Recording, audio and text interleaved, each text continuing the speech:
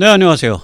마이크가 좀 습기를 먹으면서 그런지 먹먹해졌길래 작은 핀 마이크를 냅다 버려버리고 오늘은 좀 이렇게 유선으로 큼직한 마이크를 걸고서 한번 시도해 보겠습니다.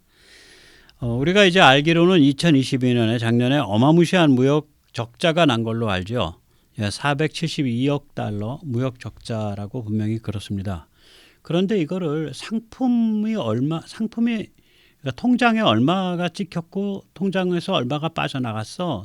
수출 대금, 수입 대금으로 이렇게 통장 기준으로 하면 작년에 무려 150억 달러 수출 흑자입니다.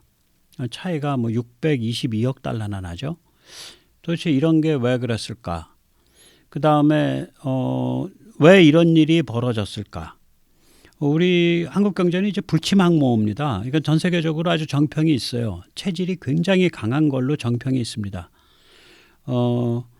그런데 이제 작년 같으면은 이게 또 지금도 마찬가지인데 이 불침항모가 작동하지 않는 상황이에요. 레시피가 안 먹습니다. 그런데도 작년에 이제 조금 이따 숫자 보시면 아시겠지만 잘 견뎠어요. 굉장히 잘 견뎠다고요. 그럼 왜 견딜 수 있었을까? 불침 항모의 레시피가 안 먹히는 상황인데, 그리고 이제 지금부터는 이제 본격적인 화두가 이제 탈중국 체질 혁신이다. 그런데 또 이게 또 한국이 전 세계에서 가장 먼저 본격적으로 탈중국을 해온 나라예요. 오늘 그래서 한국의 탈중국이 어떻게 진행돼 왔고 또 어떤 특징이 있는지 스케치를 쭉 살펴보겠습니다. 그래서 지금 이 시대를 이게 파이낸셜 타임스 같은 데서 쓰는 용어인데 이 굉장히 좋은 용어라고 생각합니다. 신냉전이 아니라 기술냉전입니다. 테크 콜드워. 이 기술냉전 시대에 한국이야말로 차이나 디리스킹의 모범 사례다. 오늘 그 같은 얘기로 한번 쭉 살펴보면서 모시겠습니다. 먼저 세뇌 탈출 자유 구독료 부탁 말씀 좀 올립니다. 아시다시피 세뇌 탈출은 광고가 잘 붙지 않습니다.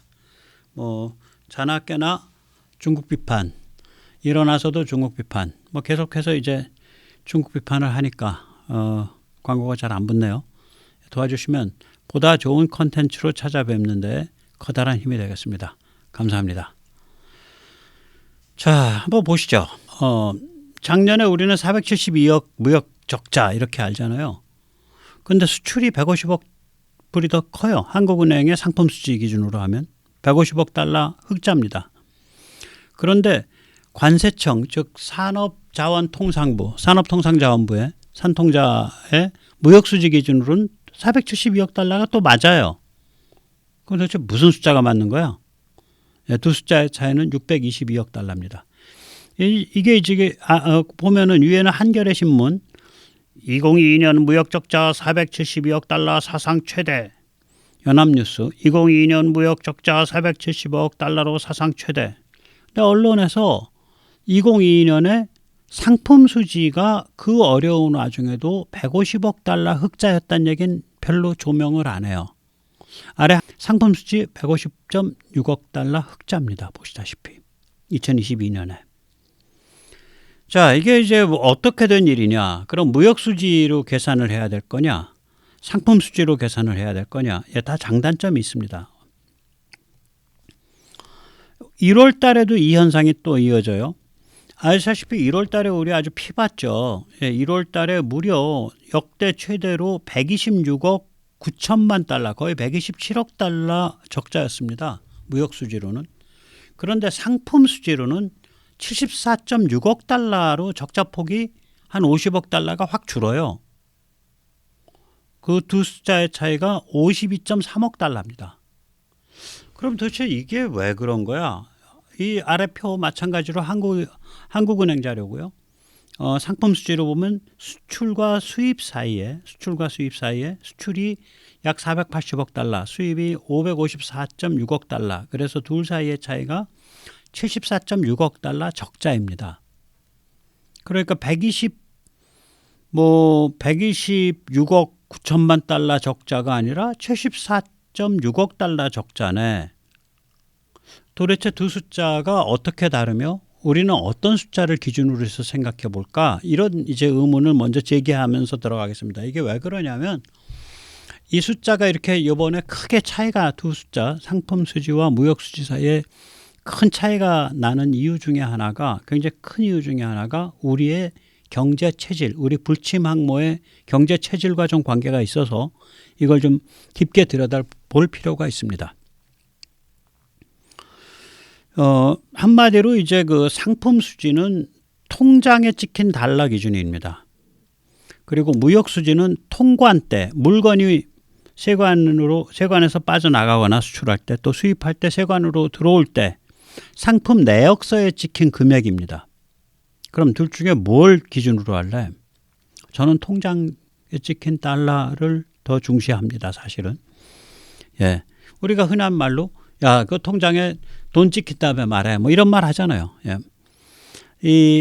이 통장에 찍힌 달러를 기준으로 할 때는 매월 마감 후에 집계를 하고 그게 각 은행 시중은행별로 있으니까 그 다음에 그 계정이 이게 수출 계정이 맞나 뭐 다른 계정이 아닌가 해서 계정을 또 이제 검토를 해야겠죠.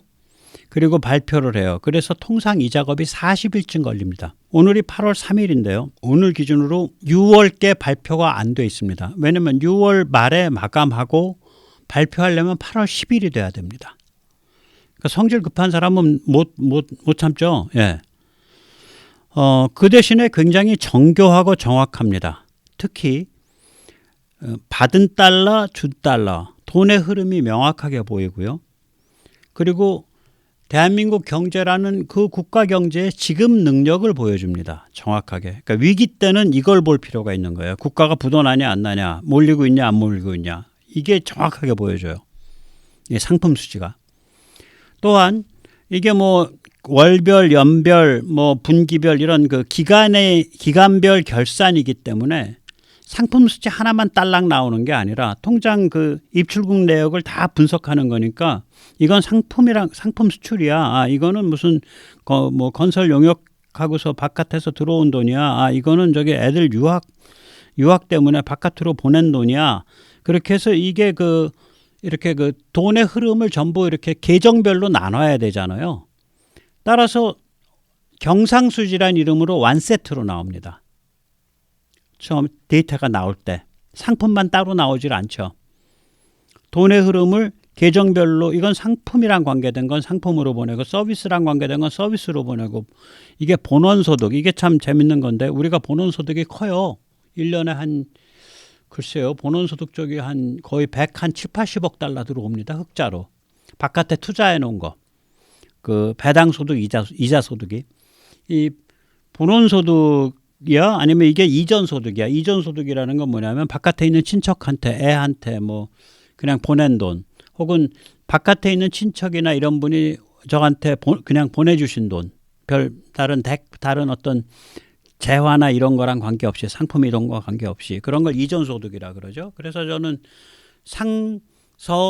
상서본이라 그럽니다. 상서본이 상품 서비스 본원 이전 이 네 가지가 합쳐져서 경상수지로 나타나는 거예요. 그러니까 이거를 통장에 입출금 내역을 다 까는 거기 때문에 은행에 신고된 걸 다 까서 집계를 하는 거라서 상품 수지만 따로 나오는 게 아니라 일종의 결산이기 때문에 그 기간에 해당하는 게 통째로 나눠져서 이게 상품이다, 서비스다, 본원이다, 이전이다. 그러니까 상서, 본이가 구분돼서 나옵니다. 한꺼번에. 그래서 이게 시간이 걸리는 거예요. 그러니까 기간이 마감이 되고 40일 정도 걸리는 거예요. 전산화가 다 돼 있음에도 불구하고 한번 검토를 해야 될 테니까요. 자, 그럼 통관은 뭐야? 관세청은. 이건 통관입니다. 그야말로 무역수지는. 통관 때 상품 내역서에 찍힌 금액이에요. 따라서 사실은 무역수지는요. 매 1000분의 1초마다 실시간으로 집계되고 있어요. 그러니까 속보성, 즉시성이 있죠. 단지 관세청이 그걸 매일, 매시, 매분, 매초 발표하기가 번거로우니까 통상 10일 간격으로 그 다음날 발표하죠. 그래서 예를 들어서 7월 무역수지다. 그럼 8월 1일이면 발표가 나와요. 7월 달 들어서 20일까지의 무역수지다. 그러면 7월 21일에 발표가 나와요. 그 다음에 7월 들어서 10일까지의 무역수지다. 그러면은 7월 11일에 발표가 나옵니다. 그 대신에 여기는 뭐냐면 무조건 그게 들어오는 물건이든 나가는 물건이든 통관대의 상품 가치예요. 그러니까 예를 들어서 상품이 아니어도 예를 들어서 전시품을 밖으로 내보냈어. 수출로 잡아요. 견본을 밖으로 내보냈어. 수출로 잡아요. 이삿짐을 밖으로 내보냈어. 그거 얼마치예요? 여기 수출로 잡아요. 통관대 빠져나가는 물건은 다 상품이야. 또 그 통관대 들어오는 물건은 다 수입이에요. 전시품으로 들어왔던 견본으로 들어왔던 이삿짐으로 들어왔던. 거기다가 관세청은 어디에 있어요? 한국에 있죠. 관세청의 관문은 공항이거나 항구에 있을 거 아니에요. 따라서 밖으로 나가는 물건은 한국에서 한국 관문에서 따지니까 FOB가 되죠. 그러니까 출발지 기준. 밖에서 들어오는 물건은 한국 관문을 기준으로 하니까 CIF가 되죠. 도착도 기준이죠. 제가 이거 무역을 안 해서 잘 모르겠는데 예를 들어서 통상 3%라고 해봐요. 이 운송비, 운송에 관계된 보험료 이런 비용이. 그러니까 100만 달러 하면은 한 3만 불 들어간다고 치자고요. 뭐 2%라 그러보죠. 2만 불이라 그러자고요. 그러면 우리가 6천억 달러를 만약에 수입을 했다. 그러면 수입도 FOB로 따져줘야 될 거 아니에요. 수출을 FOB로 따졌으면. 근데 수입은 CIF 도착도로 따지거든. 그럼 얼마가 과대계상됐냐? 수입 쪽에 과대계상되는 거예요. 6천억 달러면 만약에 평균 2%다 운송비가. 그러면은 과대계상이 얼마가 된 거냐면 120억 달러가 과대계상됩니다. 액수가 커요. 이 규모가 커지면. 저 무역수지와 상품수지 간에 저 FOB와 CIF 문제 때문에 약간 한국 항구 출발 기준, 한국 항구 도착 기준이 되니까. 다시 말하자면 무역수지는 이제 정교한 경제가 되면 굉장히 기계적이면서 거친 숫자예요. 그러나 의미가 없진 않아요. 숫자 자체가 아니라 무역수지는 추세를 봐야 돼요. 늘었어? 흑자폭이 늘었어? 흑자폭이 줄었어? 적자폭이 늘었어? 적자폭이 줄었어? 무역수지는 그 추세가 훨씬 중요해요. 이게 즉시성이 있어요. 그리고 거칠어요. 그러니까 우리가 보통 그 예를 들어서 선거 전문가들이 그 저거를 볼 때요. 그 여론조사를 볼 때 여론조사의 숫자도 보지만은 여론조사를 일주일 간격으로 계속 해보면서 일주일 간격으로 나타나는 추세를 더 중시하거든요. 무역수지도 그렇습니다. 굉장히 거친 숫자이기 때문에 기계적이고 뭐 견본도 견본 나가는 것도 수출로 잡고 전시품 나가는 것도 수출로 잡고 이삿짐 나가는 것도 수출로 잡고 그다음에 나가는 건 출발지 기준 들어오는 거는 도착지 기준으로 잡고 그러니까 굉장히 거친 숫자예요. 기계적으로 서버에서 잡기 때문에 실시간으로 사실은 다 제가 힘이 좋은 사람이다 그러면 그 김 과장님 말이에요. 지금 몇 시야? 지금 오늘 오후 6시 1분 10초네. 6시 1분 10초 기준 무역수지 보내주세요. 그럼 보내줘요. 서버에서 뽑으면 되니까. 이거 뭐 사람이 볼 필요가 없으니까. 예, 좀 그런 숫자입니다. 이 숫자가 성격이. 예. 자, 그럼 이제 아무리 그래도 620억 달러 차이가 난단 말이야. 뭐 CIF, FOB로 그렇게 해도 620억 달러 너무 크잖아.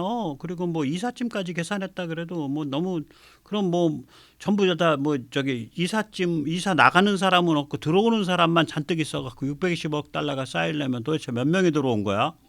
좀 말이 안 되잖아요. 이거 뭐 다른 이유가 있는 거 아니에요?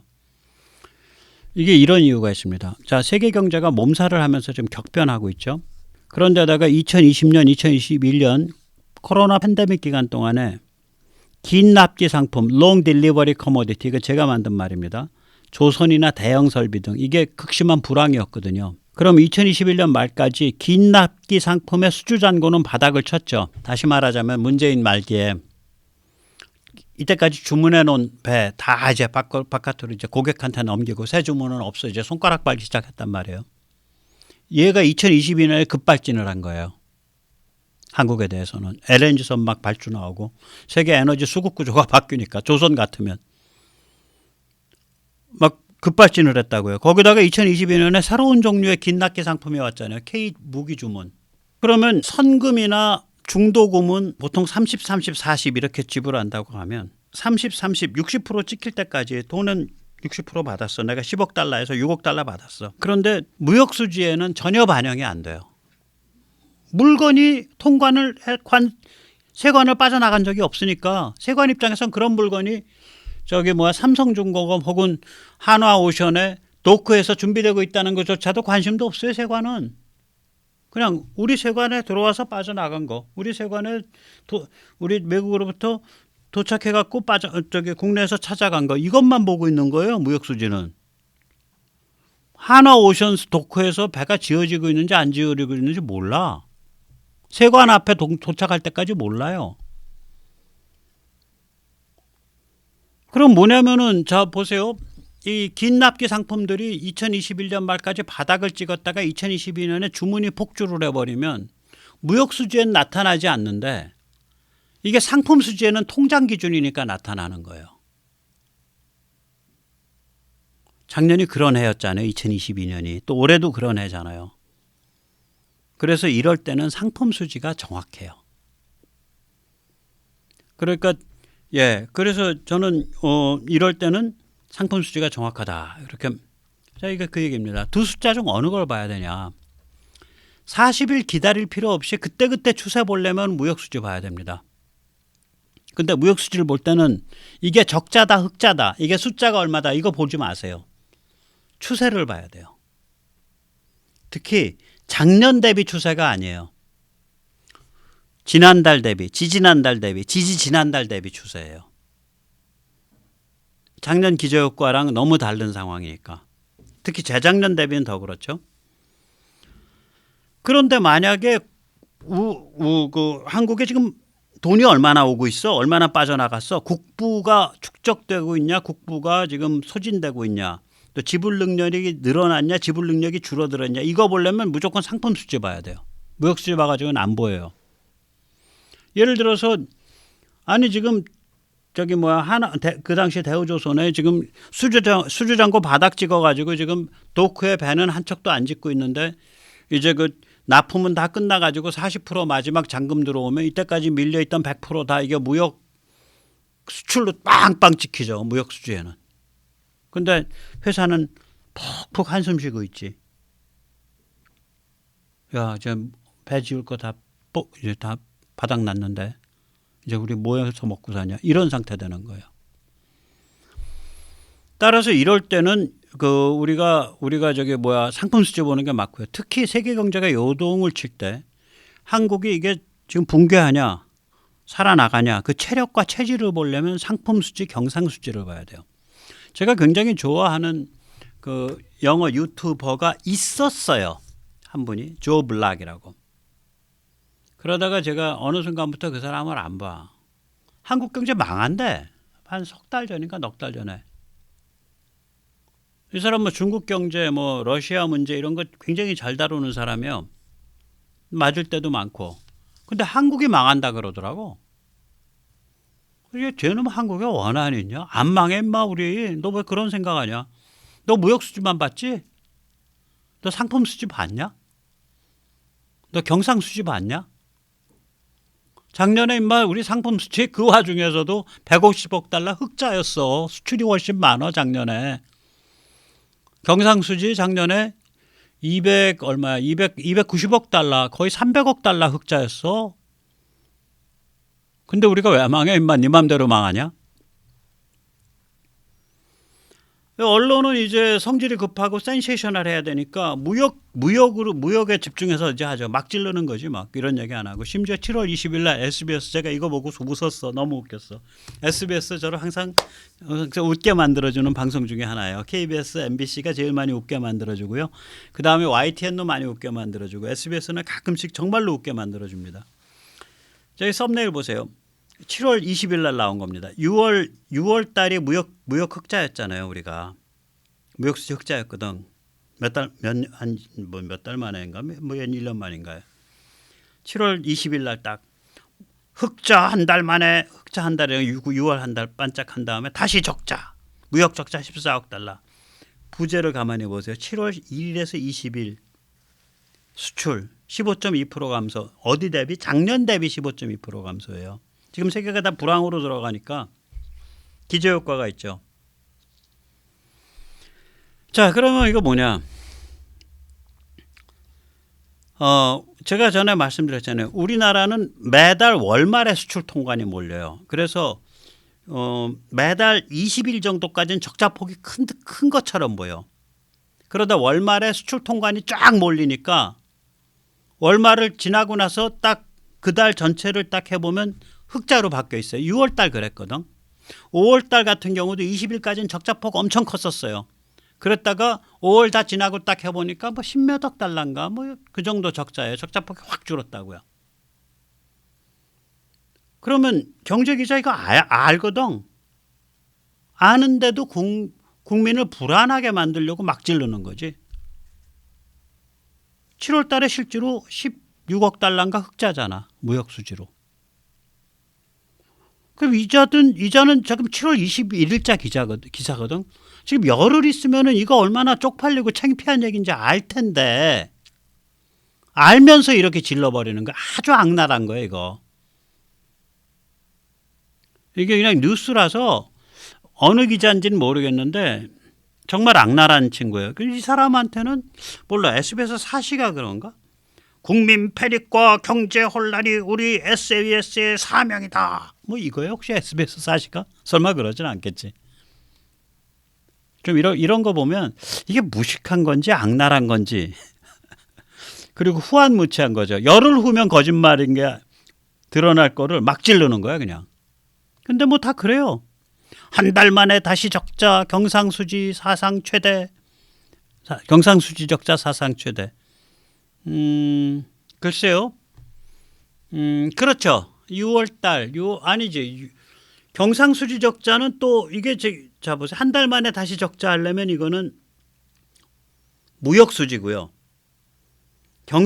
무역수지는 관세청이고요. 경상수지는 이게 언제 거냐면 이게 이제 7월 20일 건데 7월 20일 기준으로 경상수지는 무역수지는 7월 20일까지 나와 있지만 경상수지는 5월 말까지밖에 안 나와 있어요. 그러면 두 개를 같이 비교를 못 하잖아. 하나는 7월 20일로 뽑아놨고 하나는 기준일이 5월 말이면 두 개를 한꺼번에 비교를 못 하죠. 그럼 앞에 7월 20일 무역수지 일단 적자. 그 다음에 5월 말 기준 경상수지는 지금 적자폭이 사상 최대됐다. 그러면 말이 되는데 그런 식으로 뭔가 단서를 붙이면 사람들이 생각이 냉정해지기 시작하니까 그럴 틈을 안 주는 거야. 그냥 막 패닉 겁먹어. 나라 망했어. 더 망할 거야. 이러고서 그냥 막 나발을 보는 거예요. 반짝 흑자 경상수지 한 달 만에 다시 적자로. 잠깐만요. 경상수지는 반짝 흑자였던 적이 없어요. 별로. 항상 흑자였었어. 그랬다가 이건 뭐냐면은 경상수지가 반짝 흑자가 아니라 경상수지가 아주 예외적으로 1, 2, 3월 달에 대형 적자가 났다고 우리가. 그랬다가 4월에 흑자가 났다가 흑자로 회복하는가 했는데 다시 5월에 적자가 났어요. 경상이. 그럼 그렇게 써줘야지. 아니, 그러니까 3월에 그러니까 한 달씩 아무튼 그런 식으로 이렇게 맞물려. 그러니까 경상수지는 적자 나는 게 굉장히 위험한 거예요. 그럼 이건 반짝 흑자 경상수지가 아니라 경상수지 적자 경보 아직 완전히 해소 안 돼. 뭐 이렇게 뽑아야지. 이대로 보면 경상수지는 항상 굉장히 오랫동안 적자가 나왔다가 갑자기 흑자가 나온 건데 경상수지 오랫동안 적자 아닙니다. 1, 2, 3월 적자예요. 그러니까 굉장히 좀 악랄해. 이렇게 기사를 쓰는 거 보면 나라 망한다, 망했다, 더 망한다. JTBC, SBS 뭐 다 그래요. 보면 이게 그래야 방송사가 장사가 되나? 나라가 망해야 장사가 되는 매국노 집단인가? 망국노 집단인가? 언론사라고 치고 나라 망해먹을 놈들 이렇게 읽어야 되나? 참 여러 가지로 고민이 됩니다. 네. 2022년보다 사실은 숫자로 보면 올해가 좀 어려워요. 네. 특히 올해 1분기가 제일 어려웠어요. 1분기가 굉장히 위기였었습니다.